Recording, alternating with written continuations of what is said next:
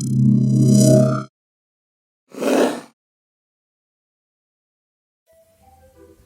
Sobat Belajar Statistik, di video kali ini kami akan membahas tentang salah satu asumsi klasik dalam model regresi linier, yaitu homoskedastisitas. Homoskedastisitas adalah kesamaan varians dari residual untuk semua pengamatan pada model regresi. Sedangkan heteroskedastisitas adalah ketidaksamaan varians dari residual untuk semua pengamatan model regresi. Asumsi ini dilambangkan dengan ekspektasi epsilon I kuadrat given X sama dengan sigma kuadrat, di mana I sama dengan 1 sampai N.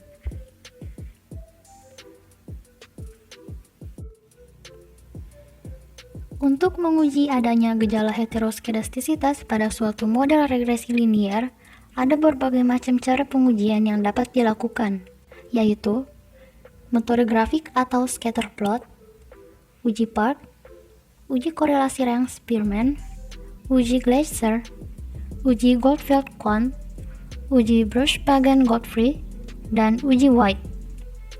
Pada video kali ini, kami akan membahas pengujian heteroskedastisitas dengan metode grafik, uji Park, uji korelasi Yang-Spearman, dan uji Gleiser menggunakan software SPSS. Pengujian dengan scatter plot. Caranya adalah membuat scatter plot antara residual kuadrat dan variabel Y, I cap. Apabila terdapat dua variabel, maka gunakan EI kuadrat dan XI. Dan apabila lebih dari dua variabel, maka gunakan EI kuadrat dan X apapun.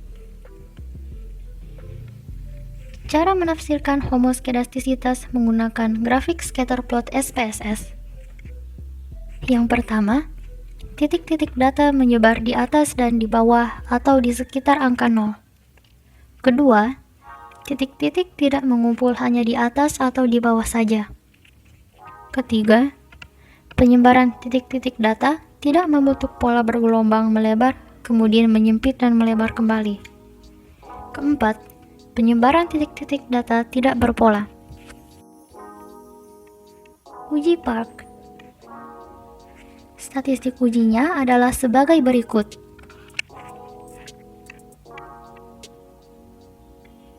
Sedangkan untuk hipotesis ujinya, H0 data bersifat heteroskedastis dan H1 data bersifat homoskedastis. Apabila nilai mutlak dari T hitung lebih besar dari T tabel, maka keputusannya adalah tolak H0. Uji Spearman. Statistik ujinya adalah sebagai berikut.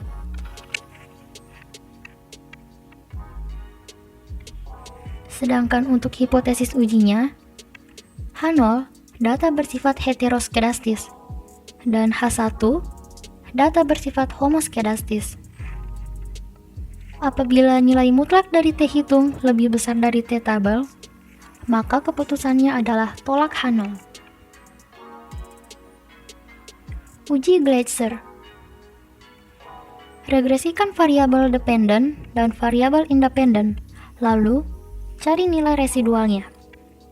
Selanjutnya, regresikan nilai mutlak residualnya dengan variabel-variabel independen. Persamaannya adalah sebagai berikut. Statistik ujinya adalah sebagai berikut.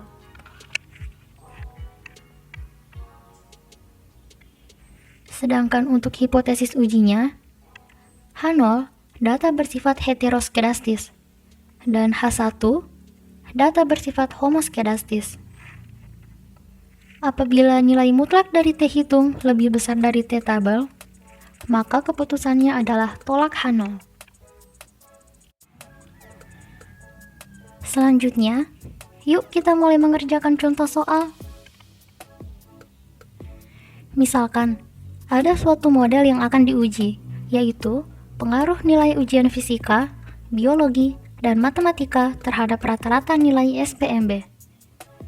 Datanya adalah sebagai berikut.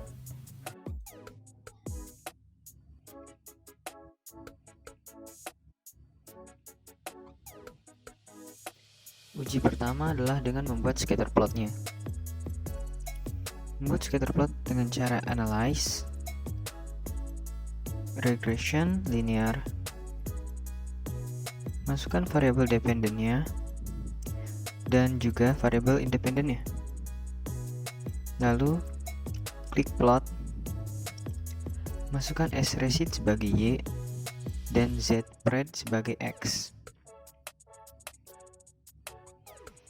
Lalu klik continue. Lalu klik OK. Akan dihasilkan output berupa pola persebaran data.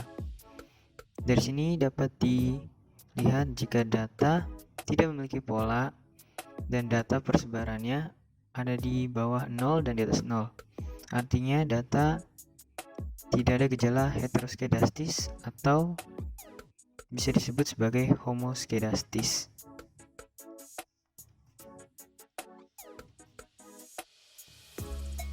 Selanjutnya adalah memakai uji Spearman.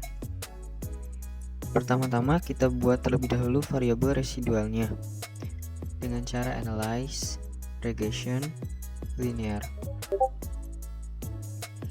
Masukkan variabel dependennya yaitu SPMB dan variabel independennya fisika, biologi, matematika. Klik save. Centang unstandardized residual, continue. Oke. Akan terbuat variabel residualnya. Selanjutnya klik analyze, correlate, bivariate. Masukkan variabel independennya fisika, biologi, matematika dan juga variabel residualnya. Setelah itu kita centang korelasi Spearman. Lalu kita kustomisasi test of significance-nya. Klik OK. Akan ditampilkan output sebagai berikut.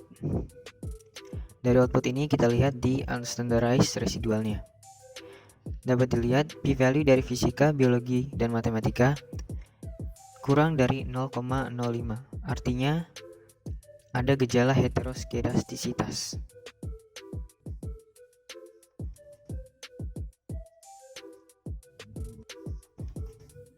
Kemudian kita akan mempelajari tentang uji Gleiser. Pertama-tama kita buat terlebih dahulu variabel residualnya dengan cara analyze, regression, linear. Masukkan variabel dependent dan variabel independennya. Lalu klik save. Centang residual unstandardized-nya. Setelah itu klik continue. Lalu OK. Maka akan terbentuk variabel baru yaitu variabel residual. Selanjutnya kita mutlakkan variabel ini dengan transformasi. Buat variabel baru bernama ups_res dengan numeric expression-nya yaitu ups_res dalam kurung res_1. Setelah itu kita klik OK. Akan terbuat variabel residual mutlaknya. Selanjutnya kita analisis ups_res dengan variabel independennya dengan cara klik analyze, regression, linear. Ganti variabel dependennya dengan variabel residualnya. Jangan lupa untuk tidak mencentang unstandardized residualnya.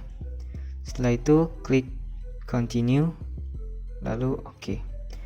Dapat dilihat pada tabel coefficient jika p-value dari 3 variabel tersebut lebih dari 0,5, baik itu fisika, biologi, ataupun matematika, sehingga didapatkan tidak ada gejala heteroskedastisitas atau data bersifat homoskedastis.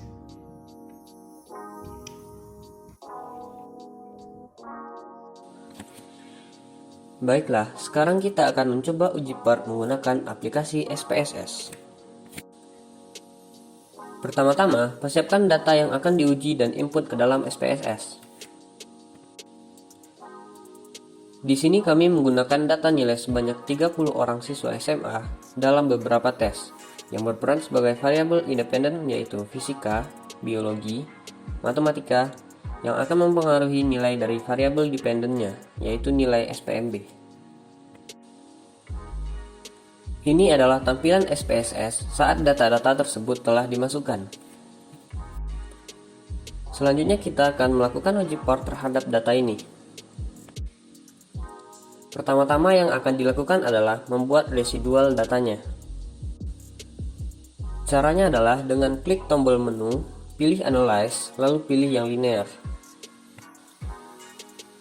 Kemudian masukkan fisika, biologi, dan matematika ke kotak variabel independen seperti yang terlihat di tampilan ini. Lalu klik kotak di sebelah kanan atas yang bertulisan Statistics. Dan cari di kolom residual opsi Unstandardized, pastikan dalam keadaan tercentang. Lalu klik Continue dan tekan OK. Abaikan saja output yang disajikan dan kembali ke halaman data SPSS kita yang tadi. Sekarang telah terdapat sebuah variabel baru yaitu res_1. Selanjutnya kita akan membuat nilai logaritma natural dari kuadrat variabel yang baru tersebut. Caranya adalah klik kolom transform di bagian atas, lalu akan tampil seperti berikut ini. Di kotak target variable, ketikkan len EI2. Dan pada numeric expressionnya, ketikkan len res1 dikali res1, yang berfungsi melogaritma naturalkan kuadrat dari variabel res1 yang telah dibuat tadi. Dan pada data kita akan bertambah sebuah variabel baru yaitu len EI2 yang baru saja kita buat. Selanjutnya buat juga logaritma natural untuk ketiga variabel independen, yaitu dengan klik kolom transform tadi lagi, lalu masukkan pada kolom target variabelnya len x1 dan pada kolom numeric expressionnya len dalam kurung fisika. Maka akan tampil lagi variabel baru bernama len x1. Lakukan juga hal yang sama pada biologi dan matematika, len x2 pada biologi dan len x3 pada matematika. Hingga akan didapatkan tambahan dua lagi variabel baru pada data kita, yaitu len x2 dan len x3. Langkah berikutnya adalah melakukan regresi di mana len x1, len x2, dan len x3 sebagai variabel independen dan len EI2 sebagai variabel dependennya. Langkah berikutnya adalah melakukan regresi di mana len x1, len x2, dan len x3 sebagai variabel independen dan len EI2 sebagai variabel dependennya. Lakukan dengan langkah yang sama seperti tadi dengan menggunakan linear regression. Nah, di sini barulah kita melihat hasil output dari regresi linearnya. Seperti yang terlihat pada layar, di sini kita dapat melihat nilai T dari masing-masing variabel. Lihat masing-masing nilai T dan bandingkan dengan T tabel pada derajat bebas N dikurang 2, yaitu 28, dan alfa sama dengan 0,05 di dua sisi. Setelah dilakukan cek terhadap T tabel, didapatkan bahwa semua nilai T dari variabel-variabel tersebut kecil dari nilai T tabel, sehingga kita dapat menarik kesimpulan bahwa tidak ada gejala heteroskedastisitas di data ini.